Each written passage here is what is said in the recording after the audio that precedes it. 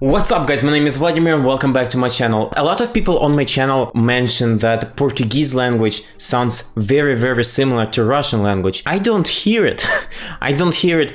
For me, Portuguese language sounds harsher than Spanish, yes, but to my ear it's very similar to Spanish, but just like maybe harsher one. And I believe that they have different origins, so it will be very interesting to see how these two languages are similar. And you guys love LANGFOCUS channel. You always recommend it to me when it comes to languages, and I enjoy this guy. He's very smart, and the video that he did on Russian and Ukrainian language was incredibly accurate, like incredibly accurate. I was shocked how accurate it was. There were a couple mistakes, but I mean, it's fine. So why does Portuguese language sounds like Russian? Let's find out. And guys, if you're new to the channel, I'm a native Russian speaker, if you haven't noticed by my accent, and I'm not a professional. I'm interested in languages, in accents, but I know so little about them. So I'm learning on this channel with my audience, and I hope you're gonna like the video. And if you do, click the like button for YouTube algorithm. It helps the video and helps the channel, so thank you. And yeah, let's just begin. Hello everyone, welcome to the LANGFOCUS channel, and Hello. My name is Paul. Today's topic is, why does Portuguese sound like Russian? I don't know. Oh, be quiet. So why am I even asking that question? Well, a lot of people hear Portuguese, and it's usually the Portuguese spoken in Portugal rather than Brazil or elsewhere, and they think it sounds Russian or Slavic, Russian being a Slavic language, of course. Most of the people who say this are people who don't speak either language, but just think that something about Portuguese sounds Russian without really being able to describe why. Yes, that's what I think. I don't hear the similarities because I'm a native Russian speaker and I know Russian. And when I hear Portuguese, it's just a foreign language to me, and I can't hear similarities. Even when I listen to Polish or Belarusian language, I don't pay attention to similarities. I more pay attention to differences. Maybe it's common for people, or maybe it's just how my brain works. I don't know, but it's very interesting. I'm sure that a lot of Portuguese speakers and Russian speakers will say that that's ridiculous. They sound nothing alike. But I've even heard native speakers of Russian say that they think Portuguese sounds Russian. And I've heard native speakers of Polish as well say that they think Portuguese sounds like Polish. Interesting. Let me be clear that they are not saying that Portuguese is mutually intelligible with Russian or with any other Slavic language. Okay. It's not at all. Yeah. What they do say is that if they hear Portuguese being spoken at a distance, but they aren't close enough to hear what's being said, or if they're not really paying attention to what's being said, then they think it sounds like Russian or Polish. And I've heard the same thing in reverse from... It's interesting that he's saying this only about Russian and Polish language, even though Russian, Polish, Belarusian, Ukrainian languages, they're different, obviously, but they have a lot of similar shared vocabulary. It's just funny to me that he mentions that it's only Russian and Polish. European speakers of Portuguese. If they hear Russian or another Slavic language from a distance, they might think that it sounds like Portuguese. So how can that happen? Well, it's because of some similar elements in their phonology. Stress-timed languages. One important similarity between Portuguese and Russian is that both of them are stress-timed languages. What does it mean? In a stress-timed language, the length of time between stressed syllables remains relatively consistent, and in order to fit into that fixed time interval, unstressed syllables become compressed and shortened. This results in a lot of vowel reduction. In order to fit into that relatively fixed interval between stressed syllables, unstressed syllables tend to become shorter. Oh yeah, молоко, молоко, I guess. Stressed syllables are longer. Volodymyr, you hear? Yes, stressed syllables are a little bit longer. European Portuguese contains quite an extreme amount of vowel reduction. For example, Tenho fome. This means I'm hungry. You can see that the sound O is reduced to U or a schwa, and the E sound is reduced. Tenho fome. Another example. Importante. Again. Important. So basically, I assume this video is about how similar sounds are, but I think shared vocabulary is not the case in these languages. I mean, to a degree. When I would speak to my Mexican friend in Russian, he would say, oh, these words are similar or the same in Spanish, whereas they're different in English. And the O is reduced, and A is reduced to E, or basically disappears. Importante. Important. And there's similarly a lot of vowel reduction in Russian. For example, облако. This word means cloud. Облако. The a is reduced to a schwa, and o is also reduced to a schwa. Schwa?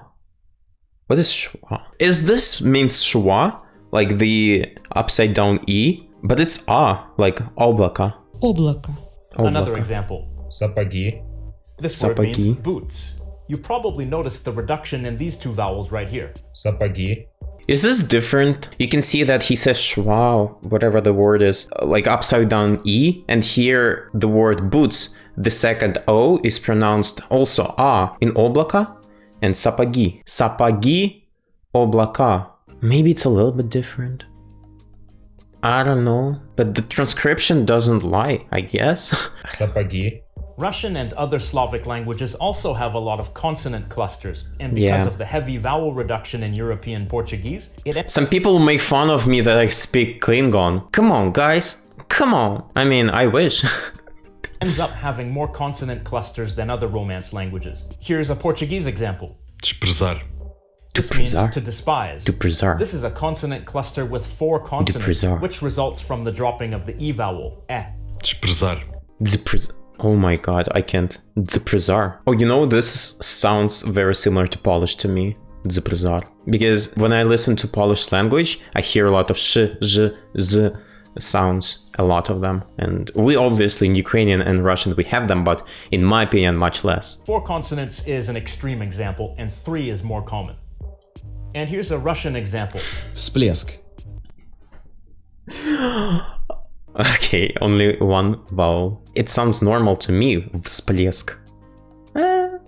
It's weird, isn't it? Всплеск. This means splash. This cluster also has 4 consonants. Всплеск. In addition to the vowel reduction, the stress timing results in a similar rhythm, a similar cadence.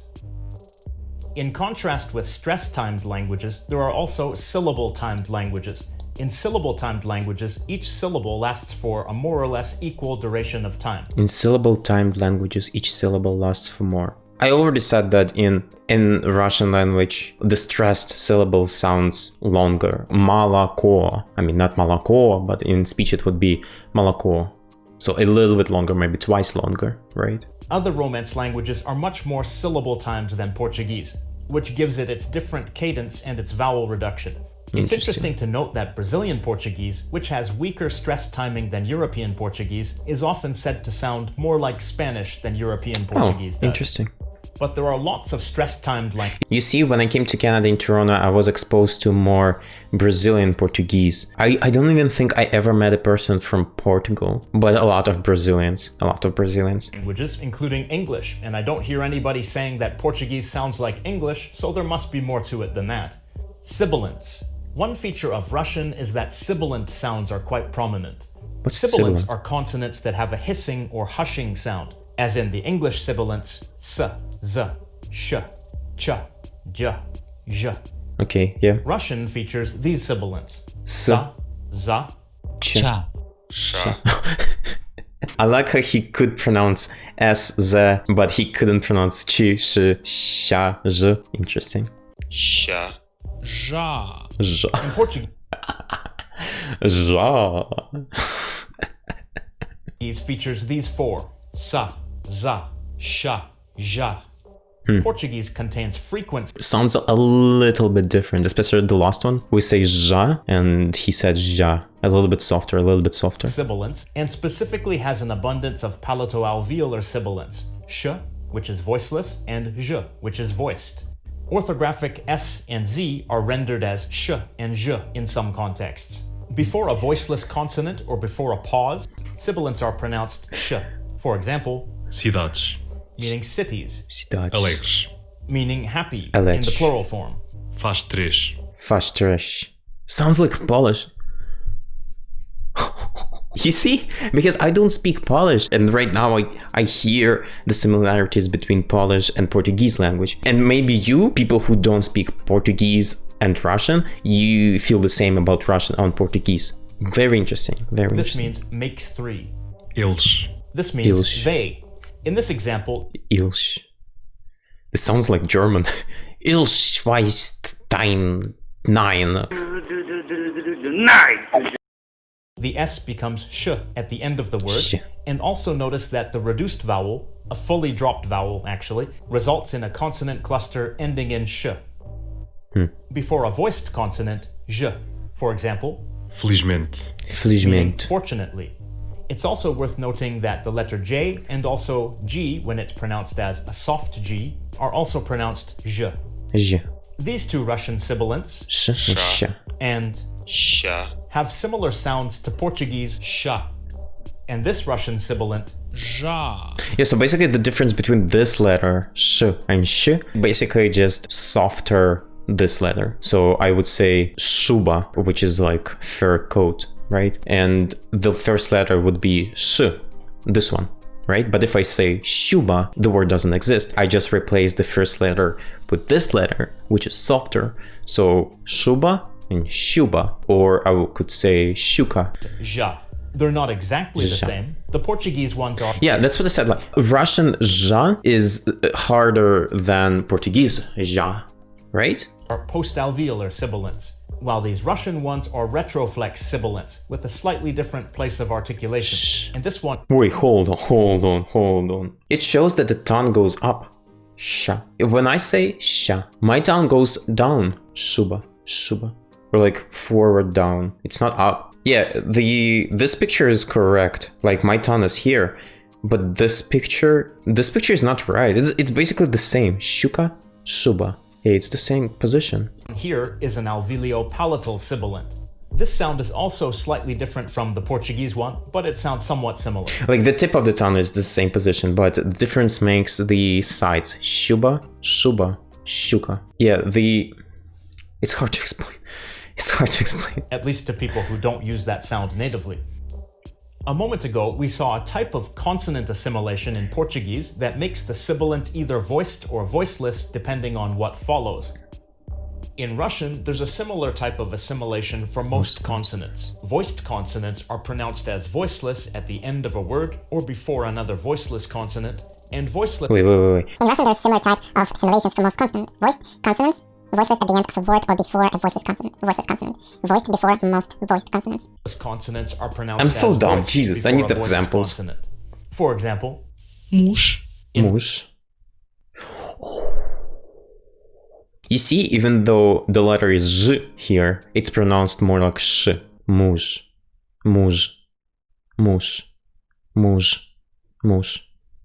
Or not. You know, when I'm talking, I don't think about it. It's just when I try to pay attention, I'm like, what the heck even I'm saying? You know what I mean? this word Жа. becomes voiceless and is pronounced as Ша. But if I say muž, it's normal. Muž.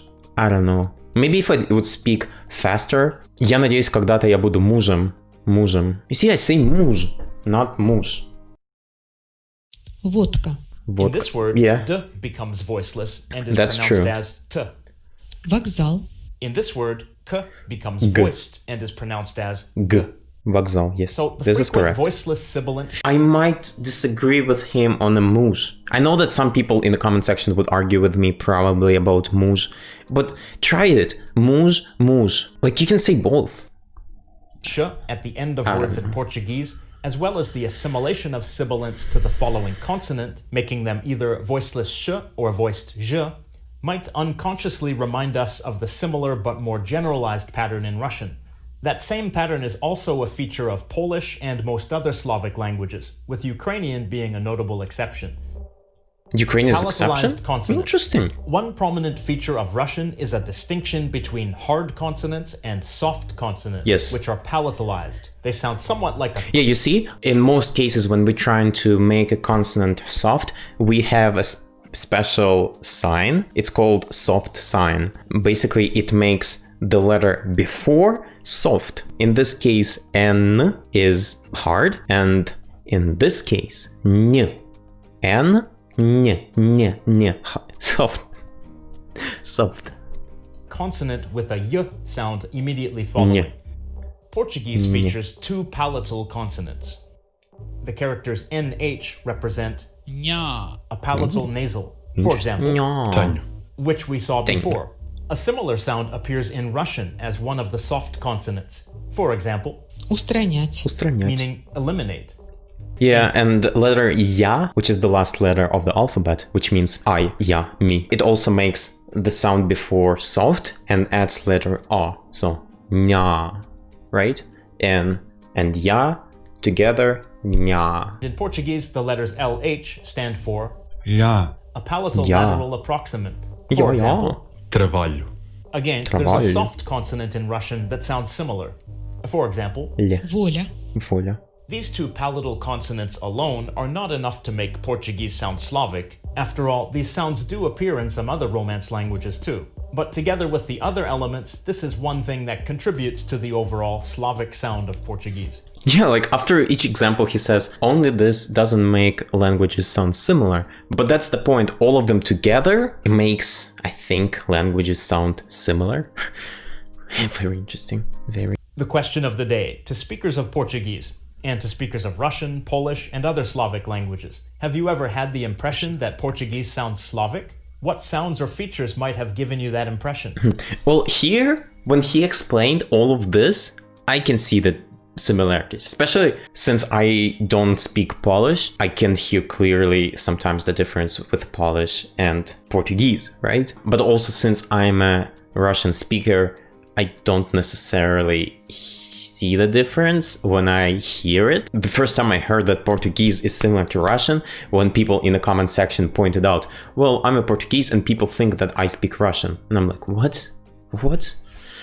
So, but it's very interesting, very interesting. And to other people, does Portuguese sound Russian to you or sound Slavic to you? Does it? Does it, guys? Alright, guys, thank you so much for watching the video, and I really enjoyed it. I really enjoyed it, and yes, it's very, very interesting that these two languages, even though they have different origins, one is Slavic language, one is Roman language. Was it Roman? Is Portuguese Roman? And even though they have different origins, they sound very similar. To some people, not to me. And yeah, guys, thank you so much for watching the video, and as always, see you tomorrow. Пока-пока.